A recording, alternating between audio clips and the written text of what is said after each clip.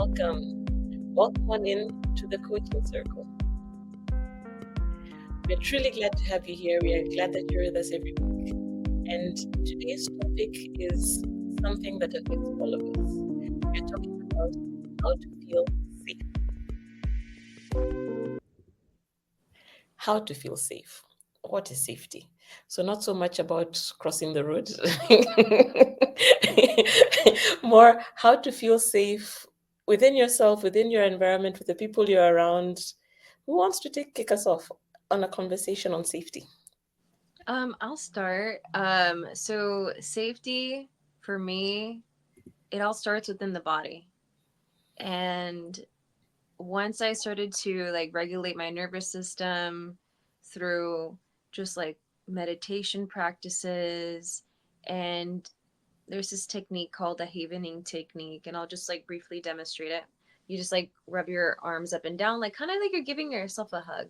So when you are feeling very anxious or overwhelmed, when you're in that state of mind and somebody tells you to calm down, you can't calm down. Like it's very, it's not a logical thing. It's not like, oh, I'm just gonna think my way out of this. No, you have to feel your way out of it. So you can just rub your arms up and down and you repeat phrases like, I am safe, I am peaceful, I am calm, I am hopeful. And through the moving up and down from like the on your arms, it's releasing these delta waves and it's changing something on a physiological level, and that is the feeling state that we're changing.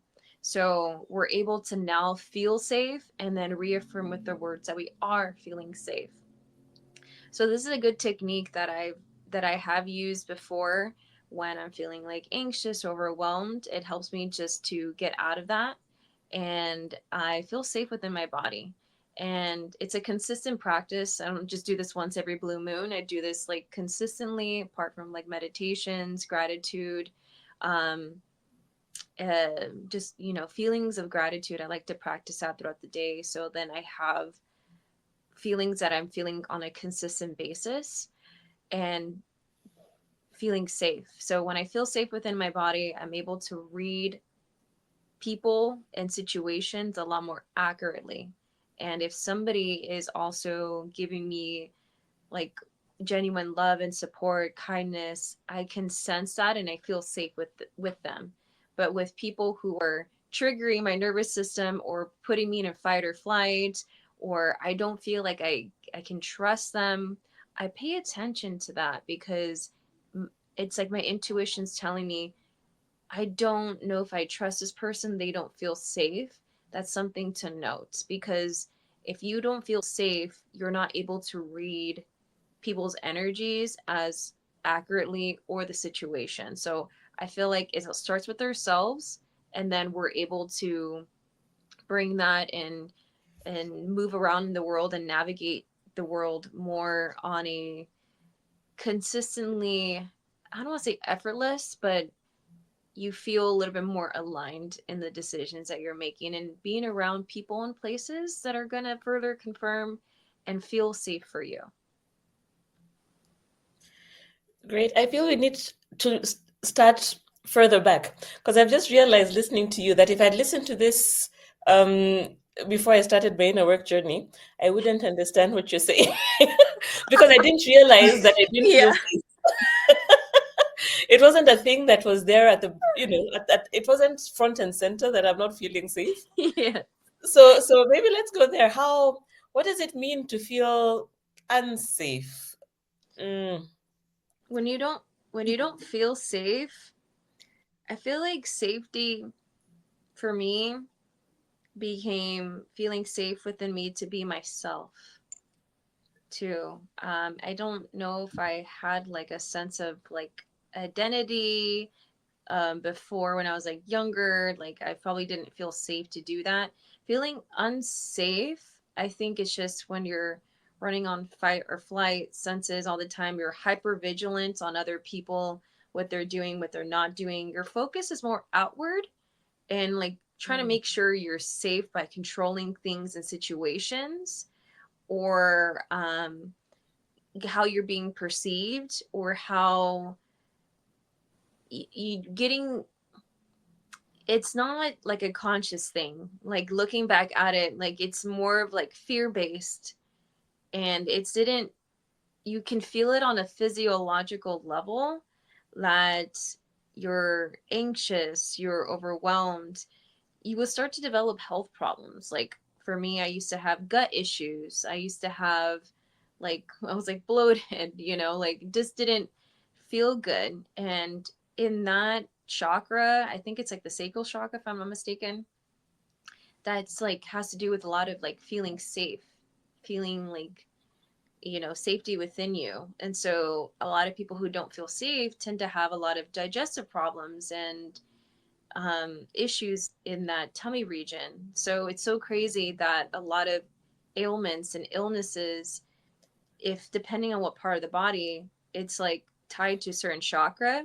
And with that chakra, it's like either safety or like people who have like, high blood pressure or maybe issues with their heart, maybe have like a problem with receiving and having love in their life, like, or people who have throat issues or sinus problems or anything when it comes to like maybe strep throat, things like that. Maybe they have problems speaking their truth. So it's crazy. I know I'm going off a little off topic here, but when I wasn't feeling safe, my body, I was in situations and environments, especially in work environments, where I reconfirmed that like I wasn't safe, and but I didn't feel safe to leave because I didn't know where to go. And then like it was it was it was like is and like this cycle of, well, I feel not safe here, but I'm like, I don't feel safe to leave because I don't know where I'm gonna go.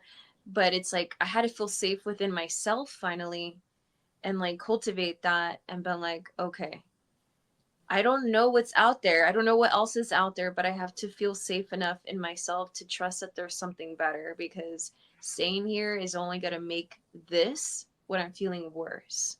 So that is what gave me the encouragement finally to leave, is when I had like cultivated that safety within me. And like now I've changed a different career, and I'm now in a work environment where I'm a lot more happier, fulfilled, and I can finally be myself. Yeah. That's really beautiful. Do you know you've given me a light bulb moment, as in ding. I have for the longest time always had tonsillitis.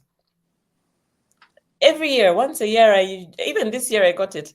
And this year is the year I asked myself, why is that my truth? Why do I believe that I must get tonsillitis once a year?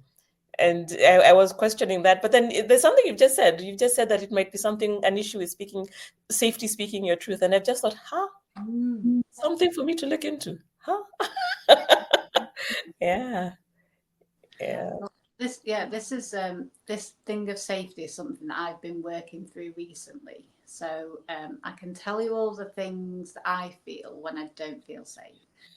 So kind of going back quite a bit. So definitely the digestive issues, definitely not being able to trust myself, not being able to speak my truth, not being able to stand up to people and feeling like I always need to please people, and like feeling like I'm walking on eggshells. Um, a bit of a weird one that I know this was quite a long time ago that I had this was like really massive pupils, because I think my body must have been so stressed that my pupils were just dilated all the time. Um, what else? I think and a sort of pushing away opportunities and pushing away people, and maybe bringing out some bad qualities in people, and making people feel like it's okay to treat you not as well as they should. But I think that comes down to boundaries as well, doesn't it? Not setting boundaries. So if you don't feel safe in yourself and you're not connected to yourself and you don't trust yourself, it's much harder to set boundaries with other people, because you're always putting other people above yourself. So I'd say those are the things with me. So if anybody out there resonates with that, I know it's a bit of a weird combination, but yeah. No, I resonate with what you said, Nikki, because when I was in that work environment, like I felt like knots in my stomach. I felt like I was walking on eggshells. I felt like I couldn't be myself. And this is where I feel like discernment is super helpful, because once I finally started to feel safe within me, I had to truly ask myself, is this something like, because I don't like being a quitter. I don't like failing at things. I had this, like, I'm like, once I start something, like, I need to get better at it. Like, I'm going to move up, like, do things. But I realized I was just in the wrong work environment. I was in the wrong field altogether. I'm like, is this something I kind of want to keep pushing through and force myself because I define myself as I'm not a quitter? Or being honest with myself and saying, like, hey, I'm not being true to myself. It just feels like I'm like, this is the wrong environment for me. And I got to leave for my own mental health, my emotional health, my physical health, and realize when it's time to let go and versus when it's time to keep pushing forward. And I realized if I kept pushing forward, I would develop more health problems. I wouldn't like being there. I would be unhappy. I wouldn't be liking the work that I was doing. I wouldn't like the people that I was necessarily working with. And there were some people that I did enjoy, but I think the main immediate ones that had more of the power over you, essentially, the ones above you, it's like, it's just, I don't like having somebody have that over me, and I don't want to cower into doing, um I don't want to cower and put up with things and be disrespected. It's not worth that. And like I said, I had to develop and cultivate that safety within me to realize this is not good for me. I need to leave and be in environments where I feel better, when I'm surrounded by people who appreciate me and love me and support me. But who is it that I am, though? Like, who am I? I got to be my authentic self, because I didn't feel like I could be my authentic self. I didn't feel safe to be myself at work. The right people and the right places for you, you will feel safe to be yourself. So that was one thing that I was like mind blown to me. Like, I was like, wow. And like, that changed the trajectory of my life. If I didn't like leave, I'd probably still be there miserable, or attracted another job that would have been just as unfulfilling and not good for me. It's interesting you say that. What you've described about that job, I've had the experience in a relationship. And it was also do or die. I'm not a quitter. We shall make this work. But all the signs around me were saying no. Even skin breaking out, healthy, as in it was just everything was just saying no, no, no. But then, as just as you said, I was holding on, and it was that. It was also safety. I wasn't. I didn't feel okay in that relationship, but ignored all the flags that told me to get out and said I shall try it until I eventually did. So I can relate to that. The thing with women too, as well, like if you're intimate with your partner, if they're not the right partner for you, you will notice you will have a lot more like UTIs and Hmm. like bladder infections and stuff like that. So that's another like thing that I've noticed, because it's like their energy is like warping with your energy, and it's a not a vibrational match, and your body's like telling you, oh no, this person's no, like, Get stop. it. Mm, We're sending you signals that this person's not a good match for you. yeah. So you gotta like pay attention to your body, and like what parts of the body are getting these illnesses and issues, and what environments or what people are part of this issue with it. Mm, So yeah. something to know. Mm. I think Something it else. is. Oh, go on, Nikki. Sorry. I was just going to say, coming from my perspective and what I've been through in my life, and if you've been through trauma or any kind of trauma as a child or younger, you tend to tolerate things because they're familiar to you. And I think it's Tony Robbins says you get what you tolerate. So if you were just used to something and you keep tolerating it, then that's what will carry on happening. So it's like you were saying, Alex, about you have to like move out of that situation sometimes, I think, and stop tolerating it. But definitely, I think definitely feeling familiar with something, it can continue if you don't pick up on it and you don't realise that this is something that you shouldn't have to tolerate.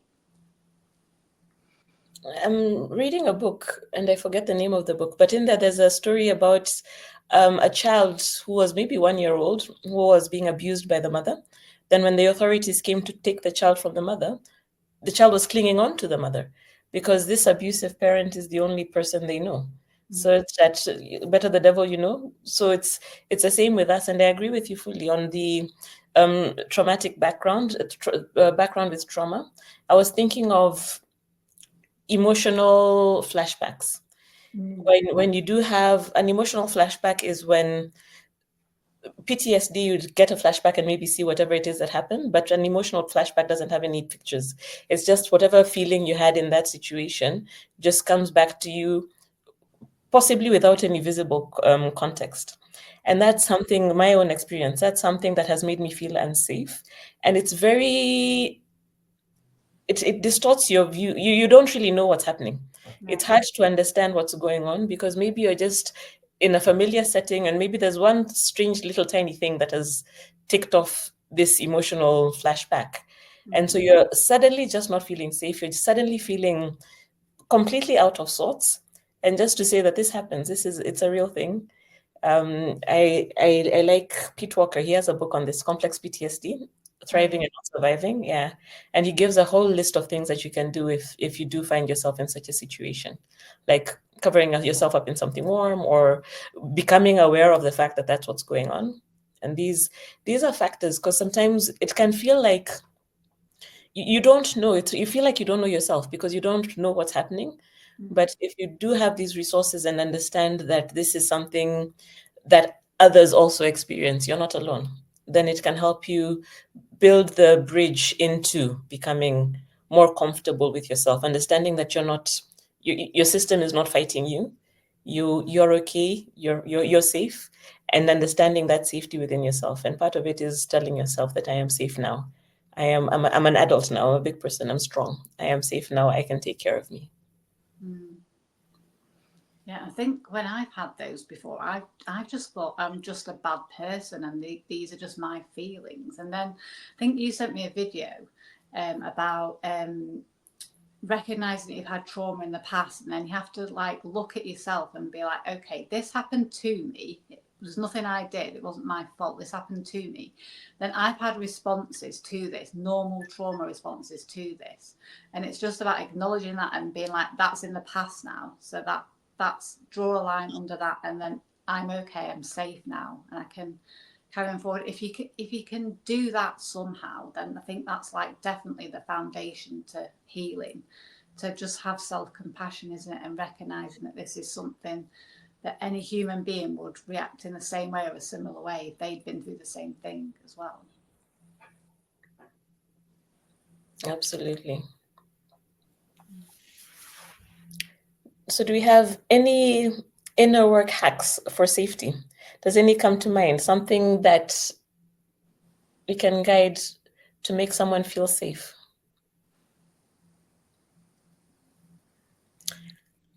If I go first, I'd say there's a real strength in it's with what you said, Alex, as well. There's a real strength in drawing into yourself, like putting your hand on your heart, breathing, slow breathing, and telling yourself that you are safe, recognizing the situation that you're in.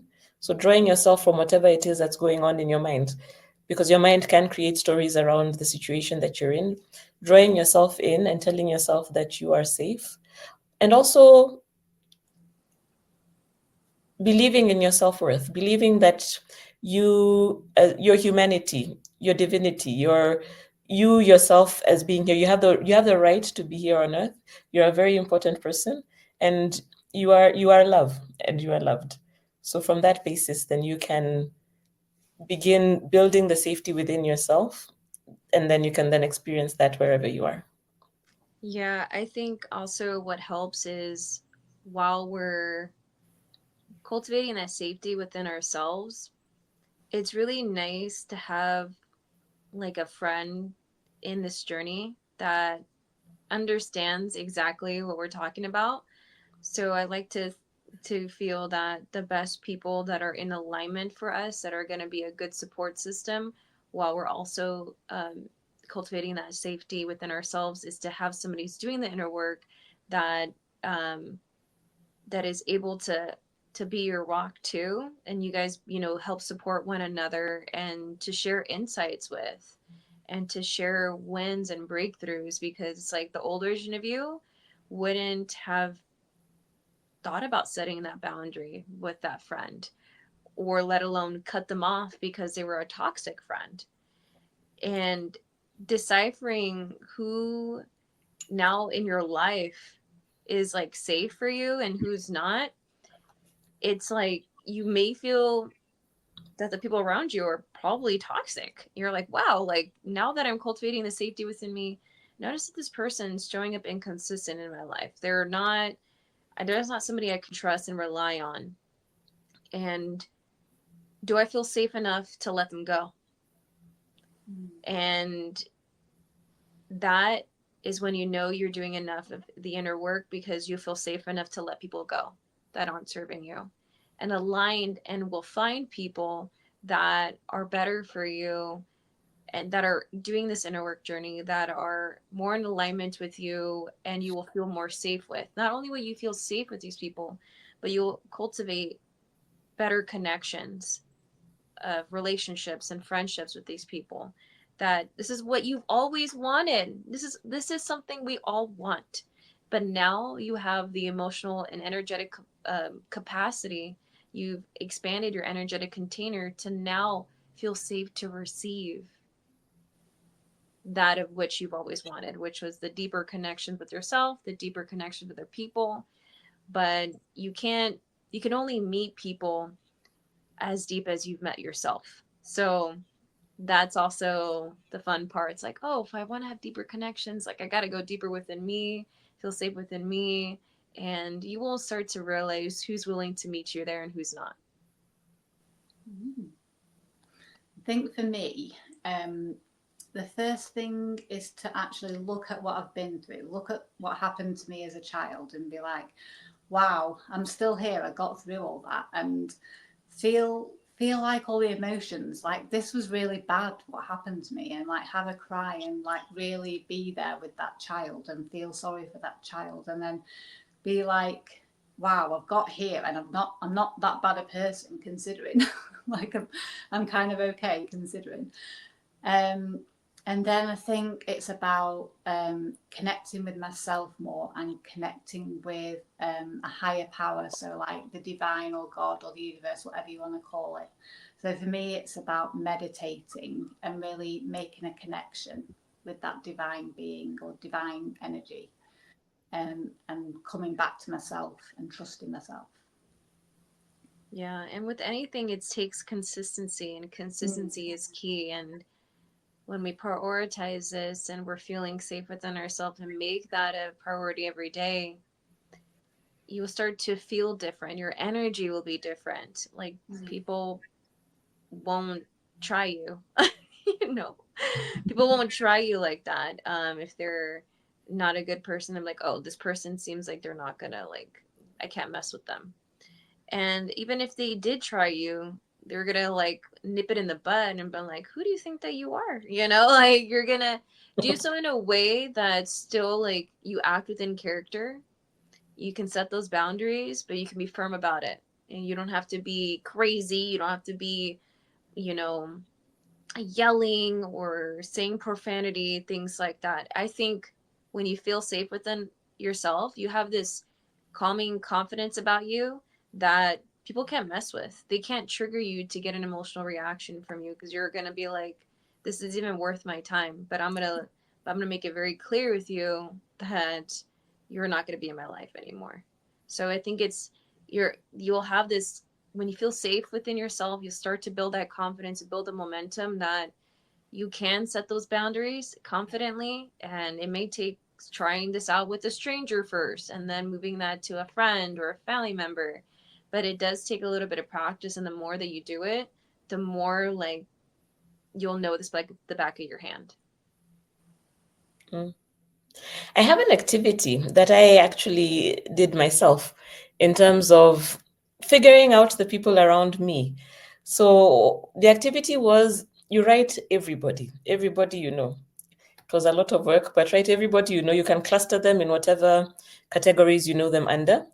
And what you do is you go down, it's working with your intuition.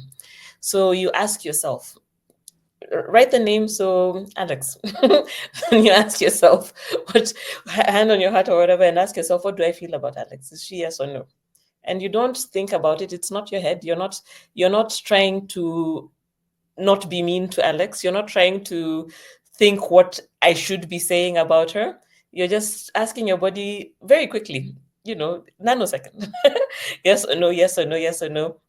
Do that about everyone on your list. And what this gives you is a connection through your subconscious. If you're able to bypass your head, your your system knows things about people. That's why it's getting sick and trying to tell you this is not good energy to be around. Your system knows, but because the mind is front and center, this is what we interact with more. We don't always get access to this information that's in our body, in our system, that the universe is telling us, wherever it is. So doing this very quickly without thinking too much about it will give you the guidance. And if you find out that Shiro is on a no, then it doesn't necessarily mean that you have to kick her out of your life. It means that you need to be a bit more cautious about them. You need to look a bit more at them and your relationship with them, and start asking yourself how you feel around them. Because this can really help you avoid people who have your worst interest at heart. People who come out okay, visibly, they don't really say anything that's wrong. But because you have this access to information that is not logically available, it can really spare you a lot of heartache. Yeah. I love that activity. I want to try that. Is Alex a yes or a no? Hopefully, I'm okay. Hopefully you like me. Hopefully you feel safe with me. Oh, yeah. So any last thoughts?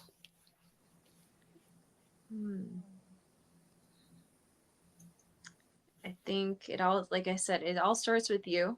It all starts within us first. It starts with our energy within ourselves, our internal state. And once we kind of get that, then we're able to move around in the world and perceive people and places more accurately. And yeah, just finally being safe within ourselves to be our authentic person. I think it's an ongoing process, isn't it? Like you were saying, a consistent activity of like whatever you need to do to feel safe, like meditation or whatever it is. And just being compassionate with yourself, especially if there's something specific that you've been through in the past. Just that you're a human being and you will have a response to it, and that's okay. It's in the past and you're safe now in the present. Beautiful. So that's it. I don't have a final thought, just to tell you thank you. Thank you for being here with us. Thank you for watching, and thank you for your time. We appreciate it. Goodbye.